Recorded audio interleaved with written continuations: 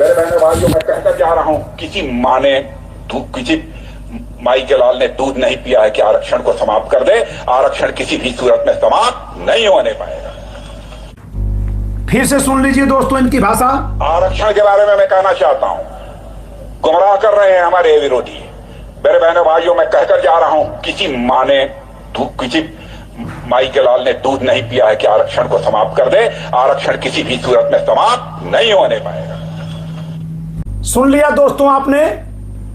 क्या इनको तनिक भी अकल है कि इनकी सरकार जो लोकसभा विधानसभा में 10 साल आरक्षण बढ़ाई है 2019 से, वह जिसके लिए आरक्षण है उसके लिए होगा, हमारे लिए प्रतिबंध है।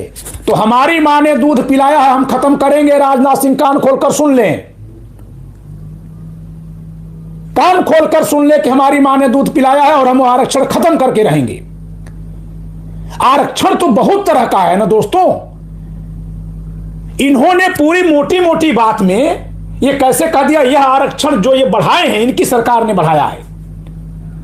संविधान में 10 वर्ष के बाद लोकतंत्र में आरक्षण नहीं होना था। सेवा में, शिक्षण संस्थान में वो अलग बात है। तो जब ये खुद आरक्षण बढ़ा रहे थे, विरोधी इन पर हमला किए, तो ये अपने कर्तव्य को गिना दिए होते कि हम तो खुद आरक्षण बढ़ाने वाली पार्टी के हैं, हम तो प्रमोशन में रिजर्वेशन बढ़ाने वाली पार्टी वाले हैं, अटल बिहारी वाले हैं, हम तो 2019 में बढ़ा करके 10 साल और रिजर्वेशन ले गए हैं, प्रतिबंध लगा दिए हैं जनरल और ओबीसी पर, मुसलमानों पर, पारसियों पर, यहूदियों पर, जैनों पर, सिखों पर, सब पर हमने प्रतिबंध लगा दिया है, बढ़ा दिया है। हम तो इस तरह के पार्टी वाले हैं, हम कैसे आरक्षण को खत्म कर पाएंगे, हम कैसे लोगों को प्रतिबंध मुक्त कर पाएंगे। इस आदमी को तो यह कहना चाहिए था ना, लेकिन ये सबकी मां को अब शब्द बक रहे हैं। इनकी जरूरत नहीं है तो अपनी जरूरत से दूसरे की हिम्मत न नापें। हमें पता है कि इन लोगों को कुर्सी की लालच है, और जिसके लिए बात कर रहे हैं उसके लिए भी वफादार और ईमानदार नहीं है। न ये सवर्ण समाज के लिए ईमानदार वफादार हैं, न ये जिसको घुट्टी पिला रहे हैं उसके लिए ईमानदार वफादार हैं। फिर भी उनके लिए होंगे वो जाने। लेकिन हमारे लिए अगर आप ये कहेंगे किसी की मां ने दूध नहीं पिलाया है, तो आदरणीय राजनाथ सिंह जी आप बहुत गलत बात करें।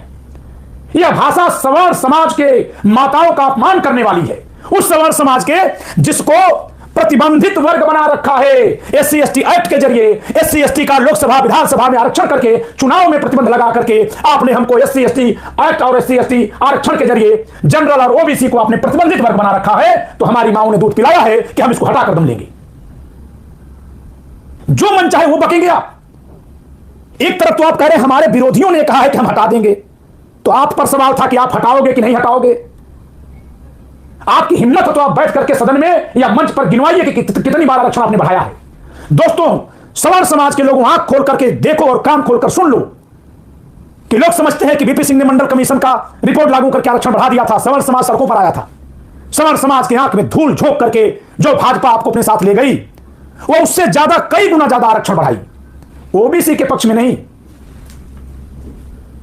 सिर्फ यहां इन्होंने तो ओबीसी को भी इसी गठरी में बांधा है। प्रमोशन में आरक्षण का शिकार कौन हुआ?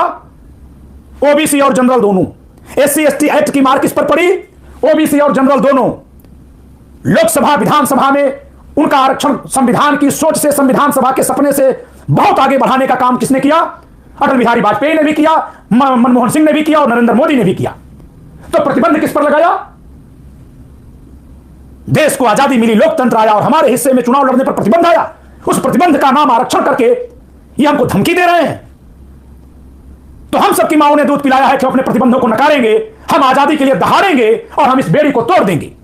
हमको लड़ना पड़ेगा इसके लिए।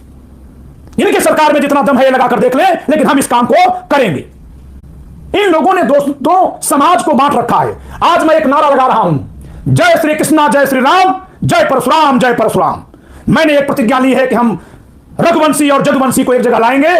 तो इतिहास से हम ऐसे तथ्य लाए हैं आपके बीच में, जिससे कि यह तीनों समाज और इसके अगल बगल खड़ा सारा समाज एक साथ जुड़ेगा, जिनको अपनी स्वार्थपूर्ण नीति के कारण इन लोगों ने बांट रखा है। आइए दिखाते हैं आपको कि समाज कैसे जुड़ा है। यह है भगवान परशुराम और यह है भगवान श्री राम।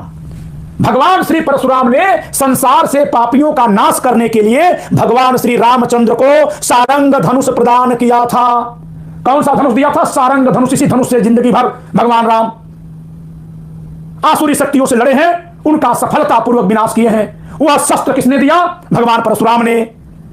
द्वापर में, त्रेता युग में और द्वापर में क्या हुआ ये देखिए। भगवान श्री परशुराम ने संसार से पापियों का नाश करने के लिए भगवान श्री कृष्ण को सुदर्शन चक्र प्रदान किया था। और हिंदुत्व की राजनीति करने वाले इन वर्गों को लड़ा रखे हैं। कहीं कहीं यहां माथा टेक रहे हैं, कहीं वहां माथा टेक रहे हैं, कहीं वहां माथा टेक रहे हैं, कहीं किसी को लपेट रहे हैं, कहीं किसी को गाली बक रहे हैं।